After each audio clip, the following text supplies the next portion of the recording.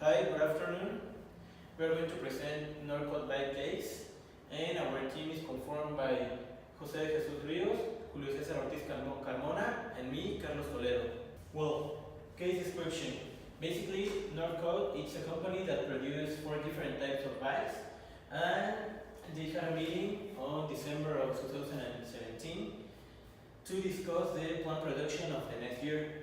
Jenny, the director of marketing, started reviewing the sales and projections, while the rest of the members of the meeting changed their opinions, talking about the problems that they have been having during the last years.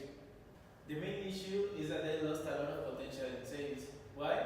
Because they don't have the best production plans, and so they couldn't deliver in time the orders, and the customers threatened to drop the lines if they don't do a better job for this next year of providing an order service.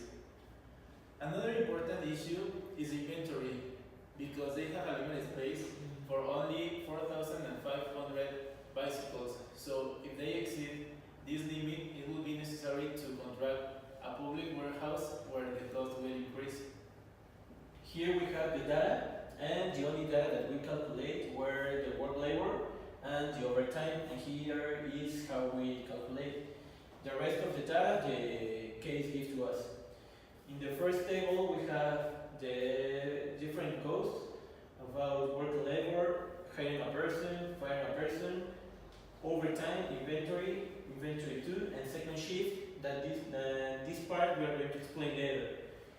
In the second table we have all the production of the 4 different types of bikes per month during a year, and finally in this table are the working days and the working weeks per month in a year.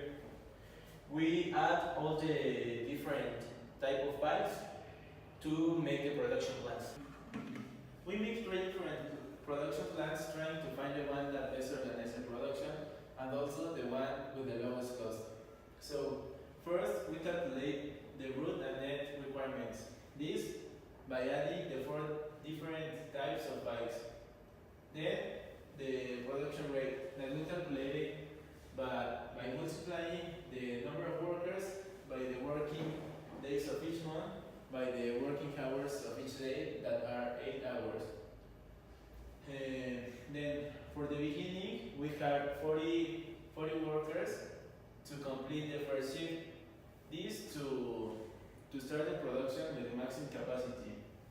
And also with the information provided by the case, we have an initial inventory of 2,140 bikes, and from that we just adjust the inventory.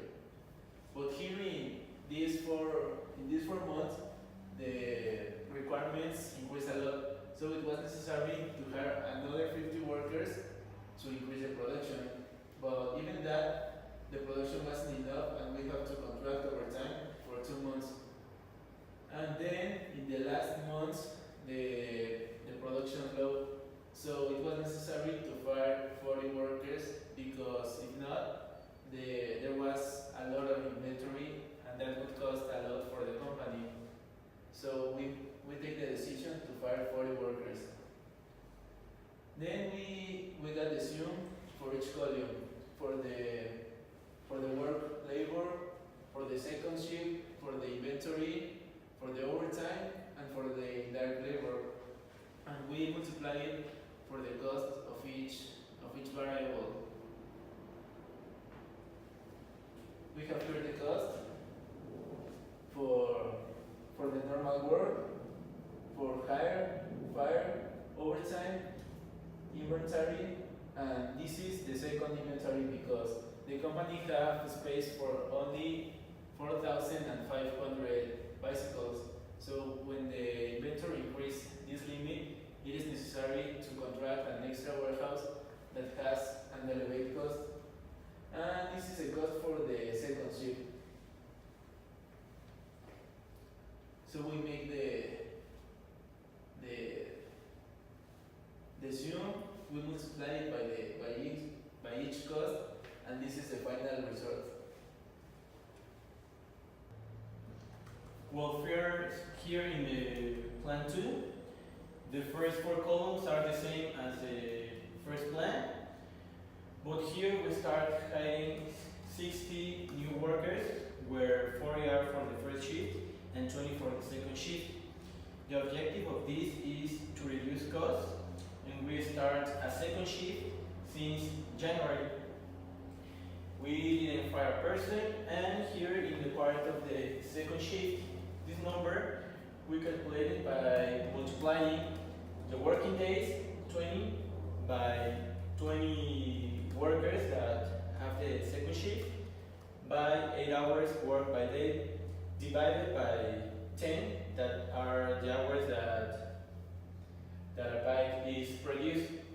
Then we did the same for the rest of the months, only changing the working days. Then we start calculating the inventory and the accumulated inventory. And when there aren't enough inventory, we start calculating overtime. And finally, to the 3 last months, we have enough inventory to use to the next year. And this is the final number of the plan number 2. In the third plan, we use the same data as in the 2 previous plans.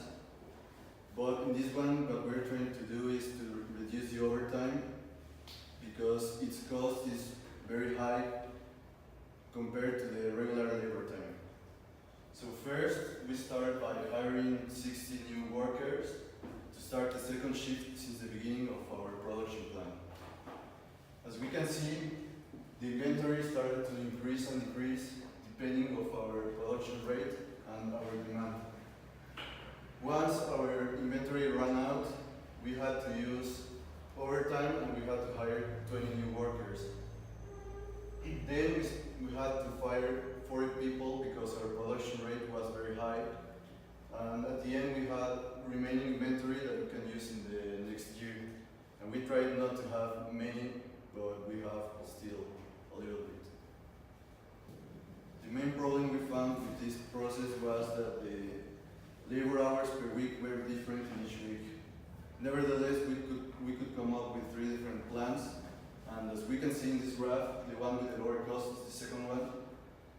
So we conclude that it's better to hire a reasonable quantity of people at the beginning to start a second shift, and this is going to let us have inventory and not use overtime.